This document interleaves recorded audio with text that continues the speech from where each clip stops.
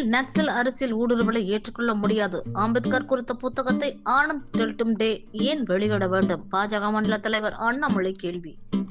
கோவையில் பாஜக மாநில தலைவர் அண்ணாமலை செய்தியாளர்களை சந்தித்தார்.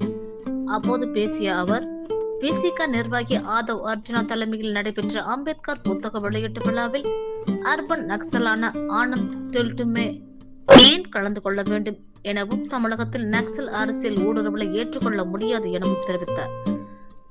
மேலும் தமிழக வெற்றிக் கழக தலைவர் விஜய் மணிப்பூர் கலவரம் குறித்து பேசும்போது அதற்கு காரணமான அடிப்படை தகவல்களை தெரிந்து கொண்டு பேச வேண்டும் எனவும், பாஜக ஆட்சிக்கு வந்த பிறகுதான் வடகிழக்கு மாநிலங்களில் மக்களுக்கு எதிரான சிறப்பு ஆயுத சட்டங்களை பெருமளவு நீக்கப்பட்டதுள்ளதாகவும் அண்ணாமலை குறிப்பிட்டார். செய்தியாளர் சந்திப்பில் பாஜக மாநில தலைவர் அண்ணாமலை பேசியதாவது, தமிழகத்தின் பாரம்பரிய ஊடக நிறுவனமான விகடன் சார்பில் நடைபெற்ற அம்பேத்கர் புத்தக வெளியீட்டு நிகழ்வில் தமிழக வெற்றிக் கழக தலைவர் விஜய் கலந்து கொண்டு பேசினார்.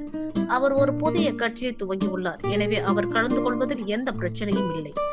ஆனால் அர்பன் நக்சலான அம்பேத்கரின் பேத்தியை மணந்த ஆனந்த் டெல்டும் டே நிகழ்வில் கலந்து கொண்டது தமிழகத்தில் நக்சல் அரசியலை கொண்டு வருவதற்கான செயல் எனவும், இதனை விகடன் நிறுவனம் செய்திருக்க கூடாது எனவும் கூறினார்.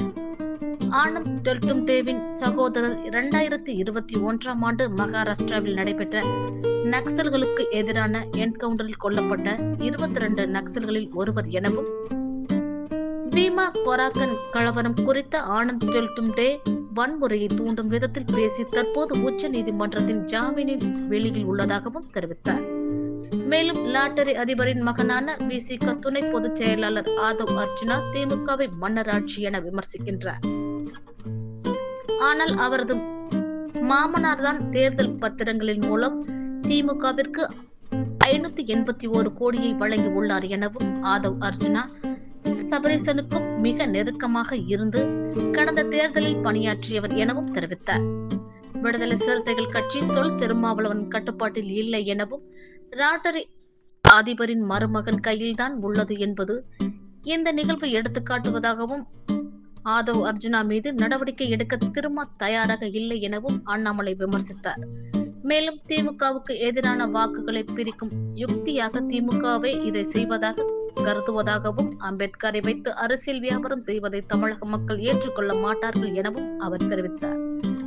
மணிப்பூர் விவகாரம் குறித்த தவேக தலைவர் விஜய் பேசியுள்ளார்.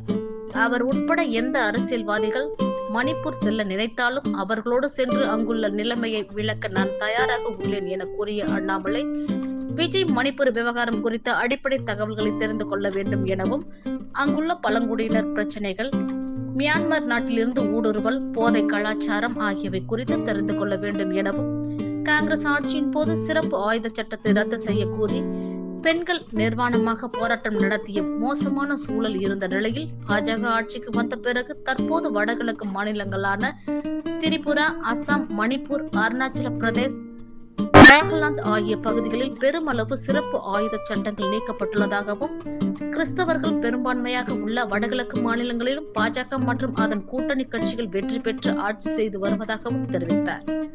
அதேபோல் மணிப்பூரில் கடந்த காங்கிரஸ் ஆட்சியில் போதைப் பொருட்களுக்கு எதிராக எடுக்கப்பட்ட நடவடிக்கையை விட பாஜக ஆட்சியில்தான் அதிக அளவு நடவடிக்கை எடுக்கப்பட்டு போதைப் பொருட்கள் கைப்பற்றப்பட்டு வருவதாகவும், எந்த விதத்திலும் துப்பாக்கிச் சூடு இதற்கு தீர்வு இல்லை என பாஜக நினைப்பதாகவும், அதிகாரப்பூர்வமான ஜனநாயக முறையில் மணிப்பூர் விவகாரத்தில் பேசி தீர்வு காணப்படும் எனவும் அண்ணாமலை தெரிவித்தார். தமிழகத்தில் மன்னராட்சி நடைபெறுகின்றது என ஆதவ் அர்ஜுனா தெரிவித்துள்ளார். அவர் விசிகாவில் பொறுப்புக்கு வந்தபோது முதல்வர் ஸ்டாலினை சந்தித்து புகைப்படம் எடுத்துக் கொண்டவர் எனவும், அப்போது திமுக மன்னர் ஆட்சிக்கு உறுதுணையாக இருந்தது யார் எனவும், திமுக குடும்ப ஆட்சி செய்து வருவதாகவும், விசிக இருக்கும் கூட்டணி குறித்து அக்கட்சி நிர்வாகி விமர்சித்தும் அவர் மீது நடவடிக்கை எடுக்காதது ஏன் எனவும் அண்ணாமலை கேள்வி எழுப்பினார்.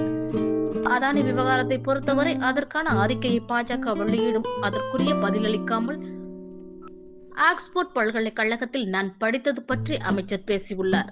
லண்டன் ஆக்ஸ்போர்ட் பல்கலைக்கழகத்தில் நான் படித்த போது அவர் புழல் சிறையில் படித்துக் கொண்டிருந்தார்.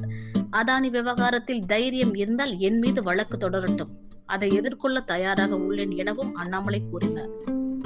சித்தாரிப்பேட்டையில் மனநலம் பாதிக்கப்பட்ட பெண் பாலியல் வன்கொடுமைக்கு உள்ளாக்கப்பட்ட விவகாரத்தில் குற்றவாளிகள் மீது நடவடிக்கை எடுக்காமல் சமாதானம் பேசி வைத்த காவல்துறையினர் மீது அரசு உரிய நடவடிக்கை எடுக்க வேண்டும் என நாளை தமிழக டிஜிபியை சந்தித்து பாஜக சார்பில் மனு அளிக்க உள்ளதாகவும் அவர் தெரிவித்தார்.